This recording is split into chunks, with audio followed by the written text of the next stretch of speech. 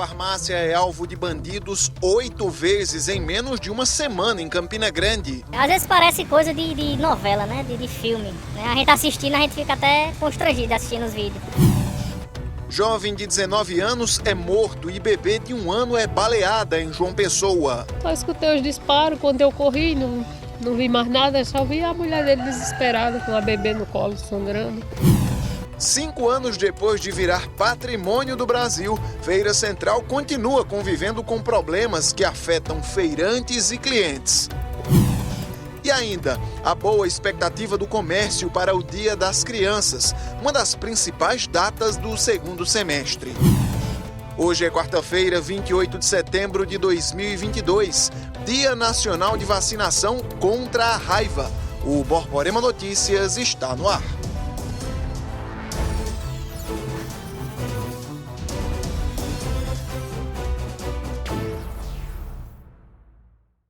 Para você, muito boa noite. Eu começo chamando sua atenção para essa história. Uma farmácia que fica em pleno centro de Campina Grande, olha, foi alvo dos bandidos 8 vezes em menos de uma semana. Teve um dia que foram 2 assaltos. As imagens comprovam a ousadia e reincidência de um sujeito bastante conhecido no centro da cidade. Só ontem, ele agiu por 2 vezes no mesmo local. Às vezes parece coisa de novela, né? De filme. Né? A gente assistindo, a gente fica até constrangido assistindo os vídeos. Porque se tornou uma rotina. Ele vem como se ele estivesse entrando em casa, né? Como se fosse um cliente normal. Até um pouco tempo atrás ele esperava até os clientes saírem. Agora ele vai na frente de cliente de quem tiver, né? Esse indivíduo ele já esteve preso final de junho. Passou em média, eu acho, de uns 40, 45 dias preso. Foi solto recentemente.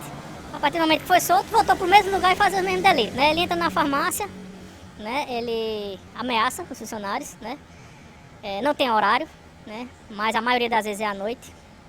Ele sempre são produtos específicos, né? De perfumaria, que são produtos que eu acho que ele tem uma facilidade de levar para o receptor, né? Então ele chega, ele enche sacolas de enxaguante bucal, de desodorante, de sabonete, tudo que é de perfumaria, né? Que é um produto mais fácil para ele, né? O medo faz parte de quem trabalha atrás do balcão. Ninguém sabe o que passa na cabeça de um assaltante armado. Abala muito o psicológico, né, dos colaboradores, né? Nós temos colaboradores já de idade, inclusive na loja, né? Que a gente percebe a mudança até de comportamento, né? Porque fica assustado. Conforme o gerente, de tanto assaltar o mesmo local, o ladrão já se sente em casa. Ele já tinha assaltado uma mulher aqui na porta, vizinho, em outro estabelecimento. Já tinha sido chamado a polícia também, a polícia chegou. Quando a polícia chegou, ele tinha saído, né? E ele voltou, perto de 21 horas, ele voltou novamente. Então, foram 2 vezes, ele deixou nossas sessões até sem produtos hoje pela manhã. A gente pensa que tinha sido uma venda, é um furto. Um jovem de 19 anos morreu e a filha dele, uma bebê de 1 ano, ficou gravemente ferida depois de um homem invadir a casa da família e atirar contra as vítimas. O jovem, identificado como Ramon Wagner da Silva Nascimento, de apenas 19 anos, ele foi atingido por vários tiros aqui nessa residência. Vou pedir até para o Valfredo mostrar, o delegado já está aqui comigo, o doutor Paulo Josafá, vou falar com ele agora aqui, mas a casa foi essa, ó. A casa é essa aqui, onde o jovem morava, com a esposa. Ele tem mais 3 filhos, né, dele, que são as gêmeas, uma das gêmeas é a bebê de 1 ano que foi baleada na cabeça, e tem mais um outro filho que é dele. E aí ele cria mais 2, né, junto com a esposa. O relato da família, da esposa, que no momento ele estava se aprontando com ela para ir para a igreja. A criança de 7 anos estava com a irmã de 1 ano no colo, na sala. Quando sentiu que o cara estava chegando, correu para o quarto para avisar o pai. Foi na hora que foi o primeiro disparo que atingiu o bebê de 1 ano de idade. Enquanto que o pai dessa criança sofreu 4 a 5 tiros na região abdominal, relato do lado do hospital de trauma, e pela madrugada veio a óbito, né? O trabalho está sendo realizado, temos no momento uma linha de investigação definida, com suspeitos, os investigadores já identificaram um possível autor desse fato. Ele morava aqui há quanto tempo? Ele já teve algum envolvimento no passado? Conta pra gente o que a senhora sabe. Ele já foi envolvido, só que já faz 1 ano e 3 meses que ele tinha se afastado desse negócio. Estava indo para a igreja agora, estava tentando seguir a vida dele normal. Mas ontem aconteceu isso, mas não sei nem lhe informar como foi que aconteceu, porque eu estava em casa e ele estava aí na casinha dele, aí, no cantinho dele aí, eu só escutei os disparos. Só escutou os tiros? Foi, só escutei os disparos, quando eu corri, não vi mais nada, só vi a mulher dele desesperada com a bebê no colo, sangrando. Veja a seguir quais critérios o campinense tem usado na hora de decidir em quem votar no próximo domingo. E também, há 5 anos, Patrimônio Cultural e Imaterial do Brasil, Feira Central de Campina Grande ainda sofre com problemas estruturais.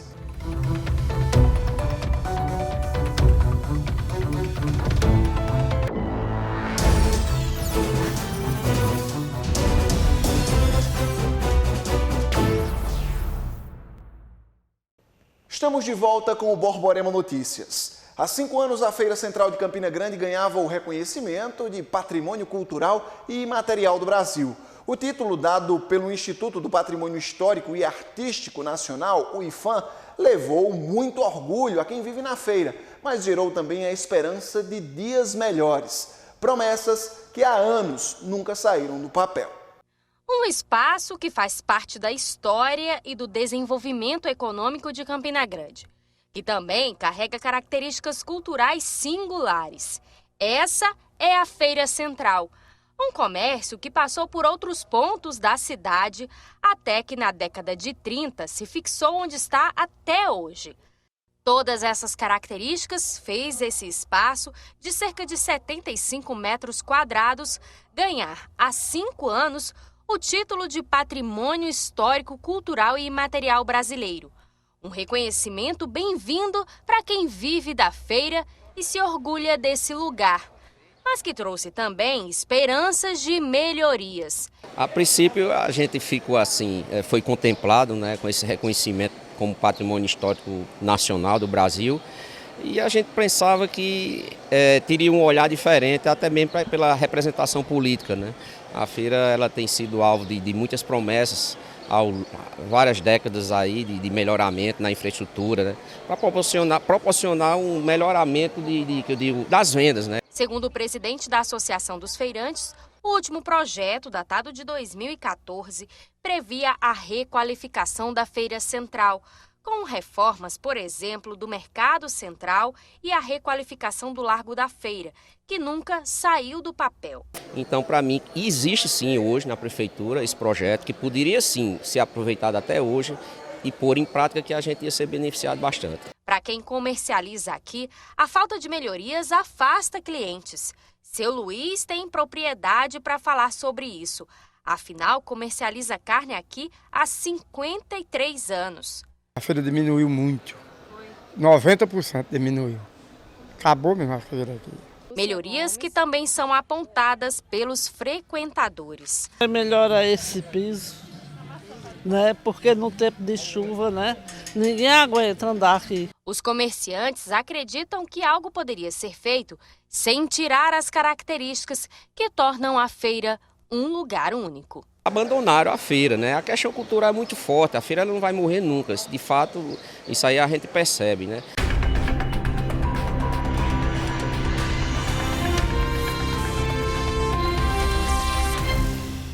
Há 4 dias das eleições, a gente destaca a importância de conhecer e pesquisar sobre os candidatos antes da votação. Afinal, uma escolha consciente pode mudar o futuro do país. Nesse domingo, os brasileiros vão às urnas votar em 5 candidatos: presidente, governador, senador, deputado federal e estadual. Nas ruas, as escolhas são baseadas em alguns critérios: histórico-político, propostas ou mesmo proximidade. Eu escolho pelas propostas, né, que ele está oferecendo e pelo que ele já fez, se ele já é candidato, né? Já é. Aí eu vou nesse patamar aí. Eu escolho pelas propostas dele e vejo o que os outros candidatos fizeram, o histórico dele, se eles têm informação de alguma coisa, se eles são formados de alguma coisa. Você não pode votar simplesmente num cara por palavras bonitas, né? Promessas mirabolantes. Não, eu fui estudando ali a história de cada um, inclusive tem alguns que já são conhecidos meus, né?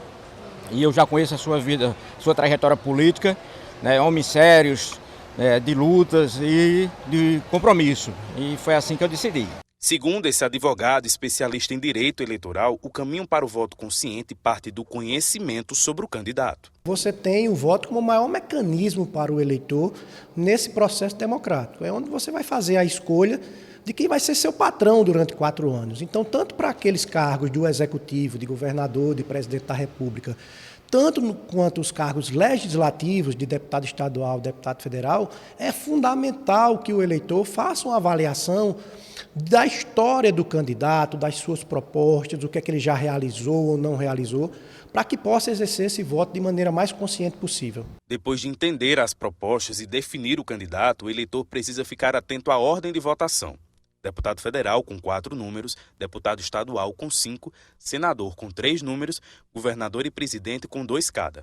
Antes de confirmar cada um desses 5 votos, o eleitor deve lembrar que o voto é um instrumento que possibilita mudanças políticas e sociais nos estados e no Brasil. O voto depositado na urna no próximo domingo, dia 2 de outubro, tem impacto direto na vida dos brasileiros, além dos próximos 4 anos de mandato e nos 8, no caso de senador.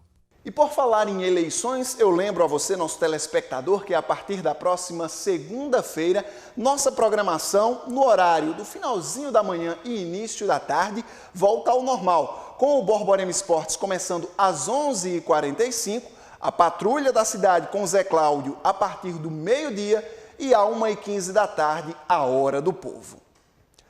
Gente, vamos falar agora do Setembro Amarelo, que é uma campanha de conscientização de prevenção ao suicídio. E a TV Borborema, junto com o CVV, que é o Centro de Valorização da Vida, alertam sobre a importância desse tema. O CVV presta apoio emocional a todos que desejarem, atendendo gratuitamente qualquer pessoa que os procurar 24 horas por dia, através de e-mail, chat e ou telefone. Não esqueça, se você precisar, ligue para o número 188, que está aparecendo aqui na tela. Você não está sozinho, estamos juntos nessa. TV Borborema e CVV, juntos pela vida. O Centro de Controle de Zoonoses de Campina Grande vai passar a realizar o agendamento para castração de animais. A coordenadora do centro explica como vai acontecer o procedimento. Nós estamos disponibilizando esse agendamento através do nosso site, que está exposto lá na nossa rede social, CCZ, CG, oficial, tá? Com todas as instruções de acesso. Esse cadastro, ele será, continua sendo, né, o beneficiário, pessoas baixa renda, que recebem o benefício social, o Bolsa Família, mas também será ampliado assim que o castramóvel começar a circular na cidade para toda a população baixa renda. Quando começam as castrações? As castrações já começaram, né? Porém o agendamento para esse próximo mês de outubro será amanhã, dia 29 e dia 30. Serão realizados quantos procedimentos no total? Nós realizamos quase 500 procedimentos no total, vai depender se há feriado ou não nesse mês. Veja no próximo bloco a expectativa do comércio e dos pais para o Dia das Crianças. E mais, a história de uma escolinha de goleiros de Campina Grande que já começa a transformar sonhos em realidade.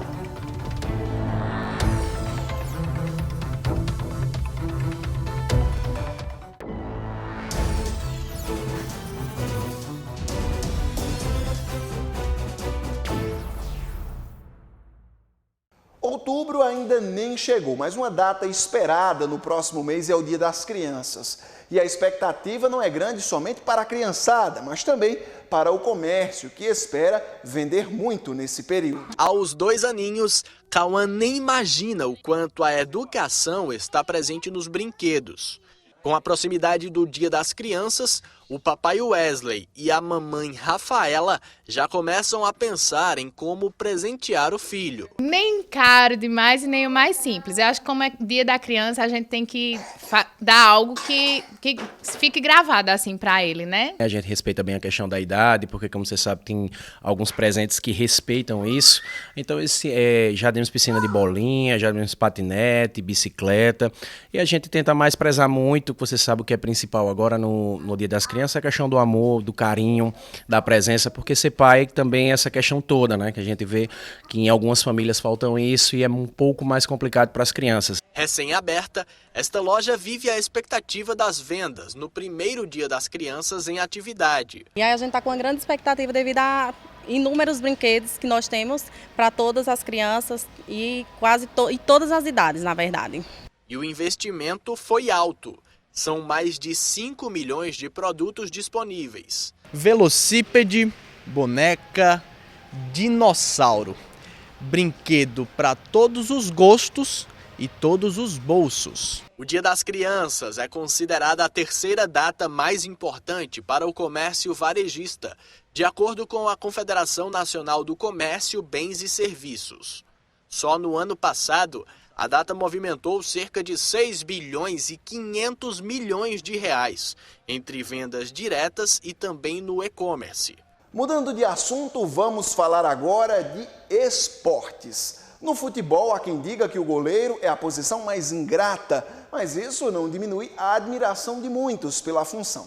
Aqui em Campina Grande, um treinador resolveu abrir uma escolinha só para o treinamento de goleiros. E não é que vem dando certo?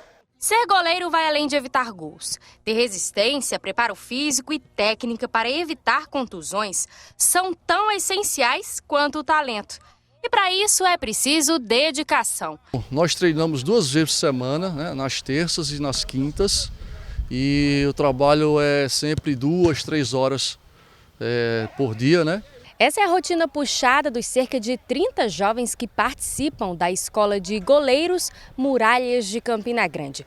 O projeto social existe desde 2010 aqui na cidade e prepara fisicamente e também psicologicamente esses meninos que sonham com a carreira profissional. Cauã e Igor, com 8 e 9 anos, são um dos mais novos integrantes.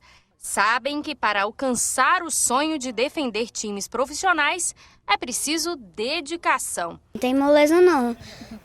Eu tenho que treinar também, tenho treinador para ser o melhor. Desde quando eu comecei a sonhar de ser goleiro, bem antes eu era jogador de linha. Aí eu sempre pedi pro meu pai para ser goleiro. Ele não deixava, mesmo assim eu continuava insistindo. As mães acompanham tudo de perto, confiam no trabalho que alimenta o sonho dos filhos. A gente vem, acompanha, sempre está nos treinos, né, acompanhando como pode, incentivando também, já que é o sonho dele, a gente está aqui fazendo parte. A gente acaba deixando de sonhar os nossos sonhos e começa a sonhar os sonhos deles, né? E a gente está aqui para apoiar em todas as horas. Careca é fruto desse trabalho. Quando está em Campina Grande, o hoje goleiro profissional sempre treina aqui e sabe a importância de um trabalho bem feito e repleto de profissionalismo. Esse incentivo que o professor Vertinho passa para os garotos aí, eu pude passar aqui e eu estar no profissional, graças ao trabalho do professor Vertinho, e ao meu esforço também, né, que depende muito de mim. O goleiro tem que ser um dos mais disciplinados, né, como todo mundo fala, é o que mais treina. Ele é o primeiro a entrar em campo e o último a sair. É final da edição de hoje do Borborema Notícias. Você fica agora com o SBT Brasil. Tenha uma boa noite e até amanhã.